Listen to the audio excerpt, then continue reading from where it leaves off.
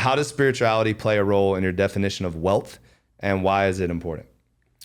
So I think wealth or money generally I see it as a spiritual practice. I know it's very counter to what everybody says and what everybody believes, but I believe that we all as human beings have a field of consciousness, if I may, or a field of vibration or a field of energy, however you want to call it.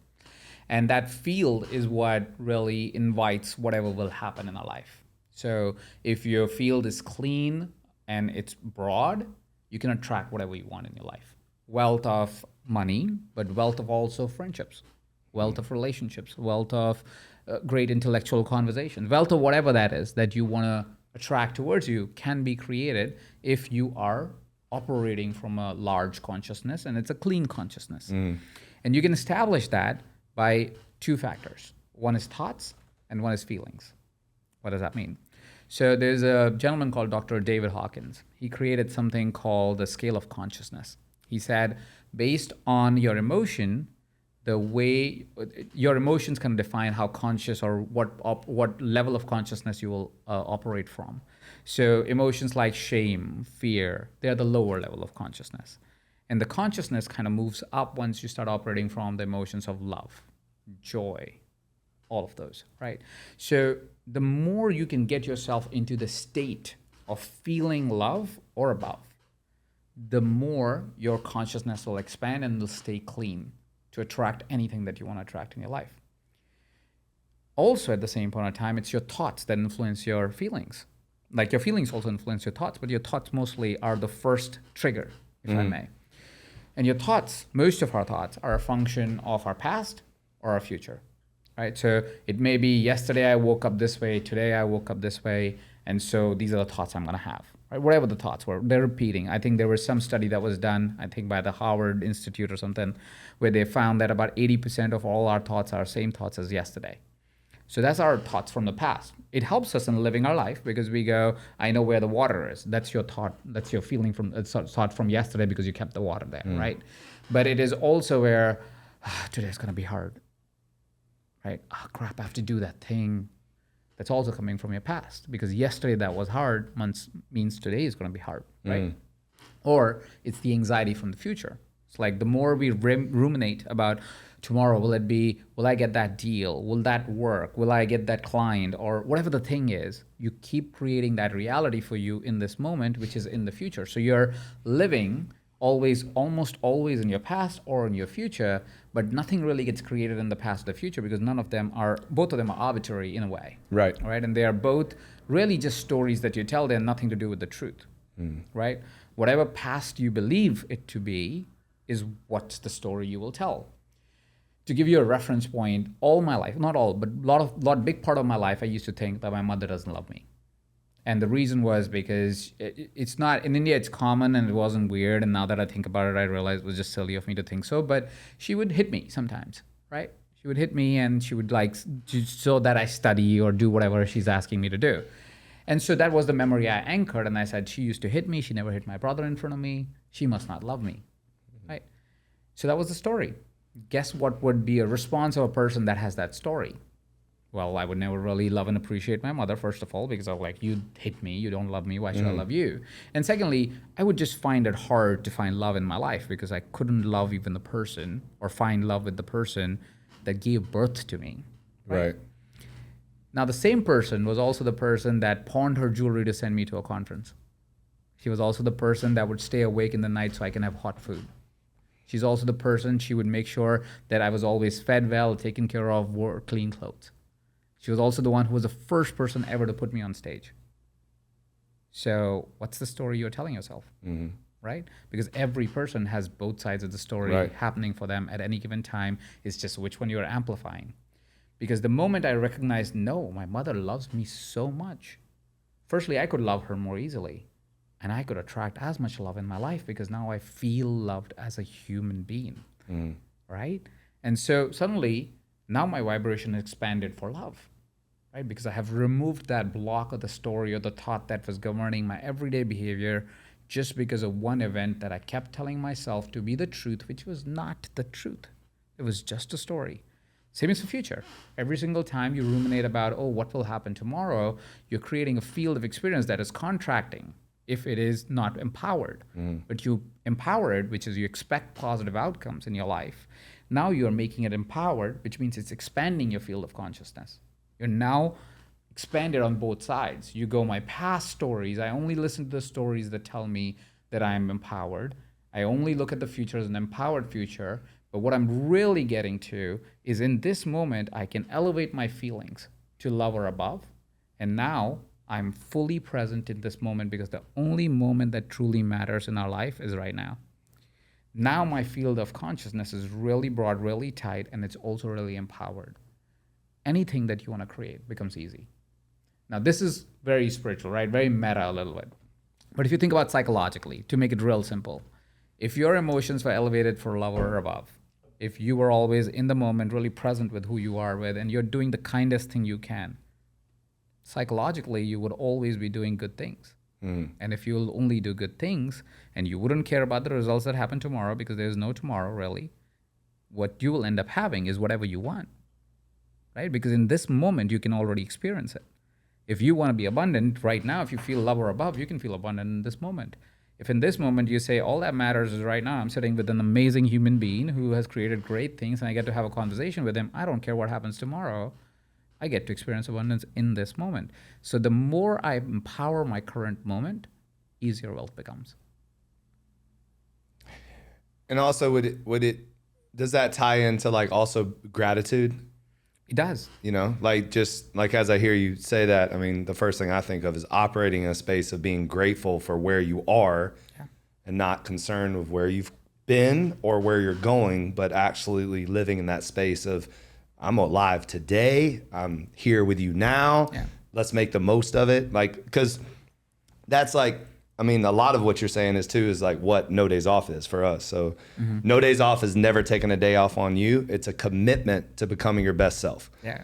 So for me, and I love that. It's because I kept like early on, like even before YouTube and maybe not before YouTube, but before like people were doing like motivational videos and stuff, I was always doing stuff about what happens when you wake up. And like referencing that, because to me, I feel like everyone on earth, well, you know, not, I mean, this is a broad set, but everybody takes that for granted. Like when you wake up, your eyes open, you're breathing, you know, air, and then you put your feet on the ground and it's like, that's a blessing. Like, because literally you are not guaranteed tomorrow. You're not even guaranteed anything. Like, and so it's so I think if we can, so I always said, if we can make the most out of that moment, like, okay, it's another day to do something great, to be great, to, you know, just to live with intention, you know? So yeah. And gratitude is such a good point that you mentioned, because I think that's again, one more thing that people say, I will be grateful when. And that's just not how gratitude when this works. happens, then I'll be grateful, right? Yeah, but gratitude is in the moment, like you said. I can be grateful for anything right now. I could be grateful for the life I've had. I could be grateful for the water I get to drink, the conversation we get to have for this moment, but it's just because for being who you are. Right. And most people can be grateful. They don't see it that way, because most of the people think about today I don't have what I want to have, versus thinking of the contrast of life. Pretty much any time I've asked a person, hey, imagine yourself 10 years ago. Do you think you would be where you are right now? I have not had one person say, oh yeah, I absolutely expected that. Most of the people go, no, man, I mean, I'm crushing it compared to what I was 10 years ago. Because 10 years ago, we didn't think we could do what all we did. And suddenly the contrast makes you so grateful, right? The moment I drop into the way I grew up, I can be grateful for high level life of freaking, I don't know whose dreams. Right. It's not it's way past my own personal dream, right? So gratitude is so easy. But we always look at the glass half full instead of just being grateful. Yep. So many people operate in a negative space. Yeah. Because it's easier. Yeah. It gets attention, and Yeah. we like attention as human beings. Right. We all love it, and it's just we can deny it, but everybody loves a little attention. We all love a little Well, love. even more so, I would say now. Like Oh, even more now. Yeah, it's now amplified. you yeah. can get so much attention Yeah. so easily that then you really live in that space. So, Yeah. What daily practices do you recommend for maintaining a healthy and abundant mindset? I think, I mean, we kind of started Yeah, with that. yeah, a And little gratitude is definitely number one, Okay. is to be grateful for what is, because it changes your state from lack to something that you're thinking abundant about. So that definitely shapes your day. The second, and I think something to practice, and it is something that takes time to develop, is to choose your thoughts. It is not, it feels obvious, or it feels like you can't really, but it is something that can be developed as a practice. You can really choose to say, what am I going to think about today? And what am I going to believe today? And that every day changes the way you show up in life for the rest of the day. So I call it disempowered thoughts and empowered thoughts. So any thought that makes you feel contracted or makes you feel like I'm not good enough or this is not good enough, it's a disempowered thought. You don't need that in your life. You actually don't need that. And you can be in that if you really need to, but know that at any given time you have the power to turn whatever pain you have in life to say, that's it ends today. And change yourself into an empowered thought. An empowered thought is a thought that makes you feel expanded, makes you feel more powerful, more present, more loving. So every thought that we have, every day is a function of a set of thoughts that we would have, right? Any thought, like it could be, man, I'm running such a big company, it's like so many things to do. Does that make you feel expanded? Probably not, right? So it's making you contracted. What is a thought that will actually make you feel expanded? Even if you have to do nothing's going to change, right? You still have to do the list if you have to do the list, right? There's nothing that can change that. But how you approach the list changes just because of the way or the decision you made that morning or that afternoon or that evening. And you have to make that decision pretty much many times in a day for you to get to a place of in the state of wealth and abundance constantly. And when I say wealth and abundance, I don't only mean money abundance. That is, of course, going to happen, but abundance of everything. Even the abundance of how you experience life. Because experiencing life is probably the most important thing that we don't talk about enough, right? What's your experience of life? How do you rate on a scale of 1 to 10 that you're living, right? Yes, you'll get success and you'll have money and you'll have a girlfriend, a boyfriend, or kids, or whatever that is, that it gives you joy. But experience of life, like, are you living? Right. Are you fucking alive? Right. Sorry, I don't know if I'm supposed to. No, do you're that. fine. Okay. It's all good. Are you alive, right? Yeah. And I think that changes the day you say, you know what, today is the day I get to decide. And if I decide that I'm going to live in an expanded, empowered state for all day, you're going to live in an expanded, empowered state. The third tool that it's very popular, but not many people do it, is meditation. Okay. Meditation, or just taking 20 minutes for yourself, just going deep within, connecting to your heart. I know men especially don't talk about it enough, but connecting to your heart, dropping right in the center and saying, I love myself and this is love and I want to express love today and I want to operate from that place. Magic. Because very few, like you said, love, kindness, caring about somebody else, you're missing it now. And I'm not saying people are not like that, but we don't express that. The experience is not that. In our heart of hearts, I know all human beings are loving human beings. Even if they do bad things, they're bad moments in our life, we're not bad people. We're good people. We're trying to do the best we can. But it takes effort to go back to our heart and ask ourselves, what do we actually want? So that would be some tools that anybody can take. Like, you can practice right now. It's amazing. Yeah. No, What are your thoughts on that? You're an abundant human being. What are your practices? So I often say, what are the conversations you're having with yourself daily? And so from a fitness background, one of the things that I constantly would hear is, I'm tired. People literally telling themselves that they're tired.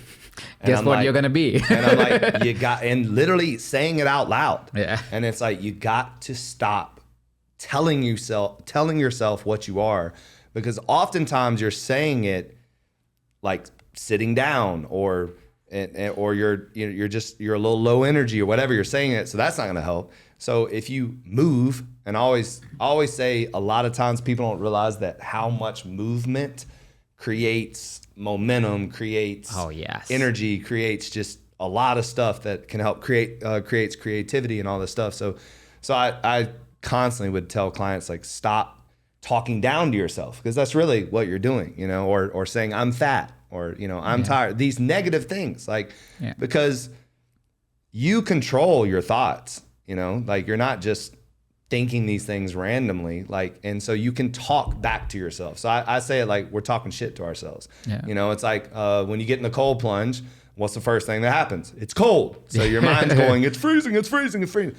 But if you can truly tap into your mind and calm yourself and speak life into yourself, of there's a reason, it's a to me, that's like one of my kind of meditative places, is the cold plunge, because it forces you to be still and breathe and not, you know, and also kind of, it's a challenge that to me, like, makes you very, very strong in the moment, like, because you're not listening to what your mind is saying, and you're talking back to yourself to get out of that freak out, because it's freezing, like, it really is, like, that's not a mystery, you know. So just being in that moment.